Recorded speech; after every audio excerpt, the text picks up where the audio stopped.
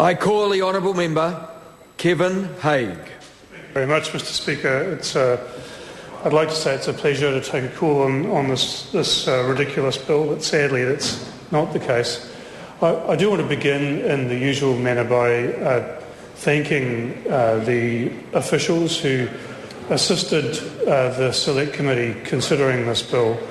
I think those officials did a fantastic job under a lot of time pressure, but also pressure from the extraordinarily tricky drafting tasks that were put in front of them.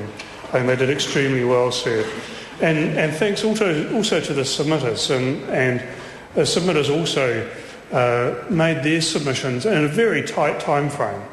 And we received a lot of thoughtful submissions and a lot of submissions expressing quite different points of view. Very difficult to reconcile some of the views that were expressed. I note, sir, that the tightness of the time frame for submissions to be made and for the Select Committee to do its work hasn't been reflected in the bill coming back to the House for the second reading.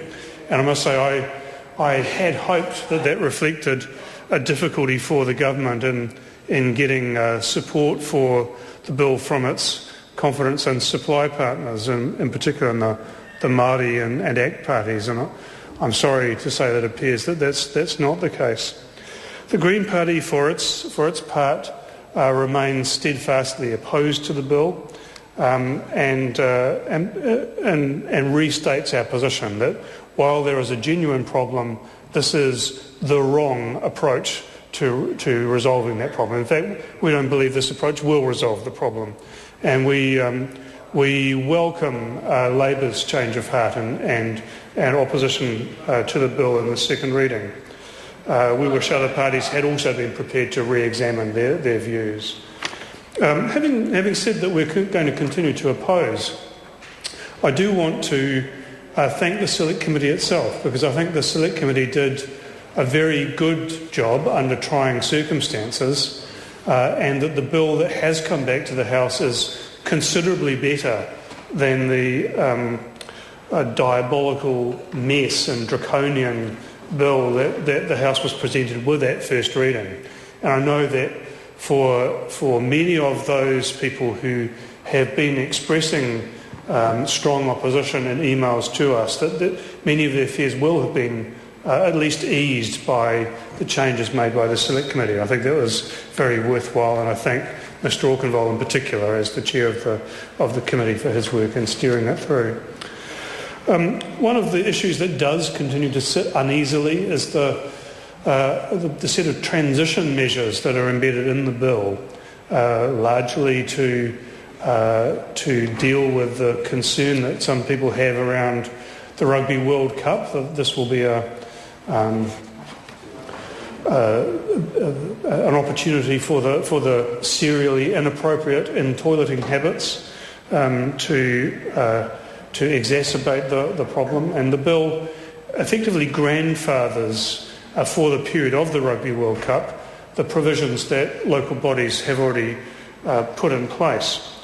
But I think it's critical for this House, for the general public, and for local authorities to understand that by doing so, the bill does not confer any greater legal status on those bylaws than already existed.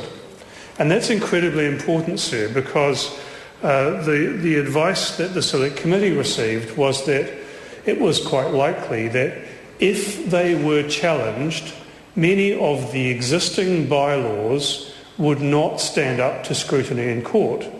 So we have a number of territorial local authorities, for example, who have imposed blanket bans on freedom camping throughout their district, or who have made extensive restrictions on freedom camping. Now, it's quite likely that those would not stand the test that a court would place on those bylaws. That actually what the law requires is that any bylaw must first result from genuine evidence of a real problem in a particular location. And clearly, sir, a blanket ban or an extremely extensive restriction would fail that test. It also has to be, the bylaw has to be the best possible remedy that's available for that problem. And again, sir, I think that's highly contestable. And the bylaw must be proportionate to the size of the problem. So I think it's crucial that that's widely understood, that the grandfathering of those provisions in this bill does not provide any protection for local authorities that have, in fact, illegal bylaws. So that actually may be a very real problem for some of those local authorities in the months to come. I want to raise, I guess, almost a philosophical question, and I have done previously, sir, in the House, around what is the best approach to changing behaviour that we consider to be undesirable. And clearly there's a whole spectrum of possible approaches, from, at the one end, simply leaving a matter to free choice. And there are people who simply believe that if everyone has absolutely free choice and are unhindered, that by a magical process the best outcomes will result. There are ways of skewing that by providing some incentives for different action. And at the other end, there's I guess, regulatory approaches. And it's a question of choosing the right approach for a particular situation. Now, I think there's lots of examples of inappropriate deregulation, and so I've been speaking about some of those in the House over recent months. For example, deregulation of the building industry resulted in leaky homes. Deregulation of the finance industry resulted in the catastrophic loss of wealth for many New Zealanders. Deregulation of mine safety has, at least arguably, and I believe it will be found to be the case, resulted in even greater tragedy for at least 29 men on the west coast where I live. So deregulation, I believe, has clearly occurred in some circumstances where that was inappropriate.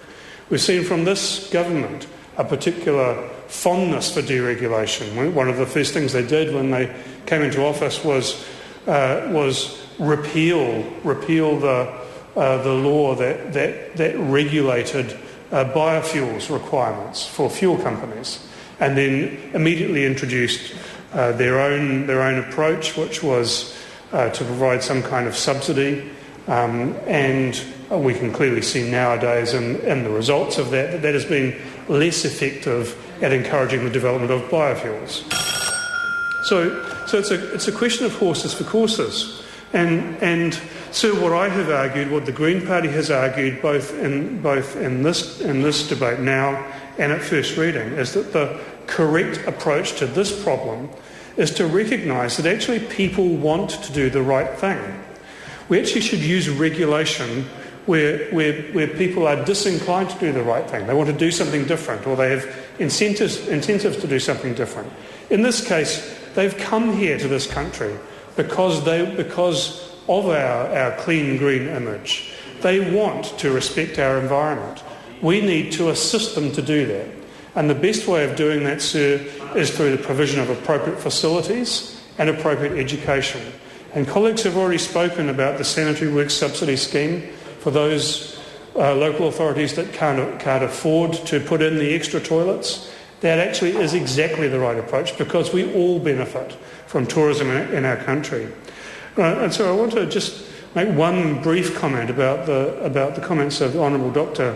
Nick Smith. And I think it's very sad and indeed worrying if the Minister for the Environment is unable to distinguish between the infinitesimal contribution that inappropriate toileters in camper vans make to fresh water quality in this country, and the disastrous impact of agricultural intensification that his failure to act on freshwater quality has resulted in. So this is the wrong approach to this problem.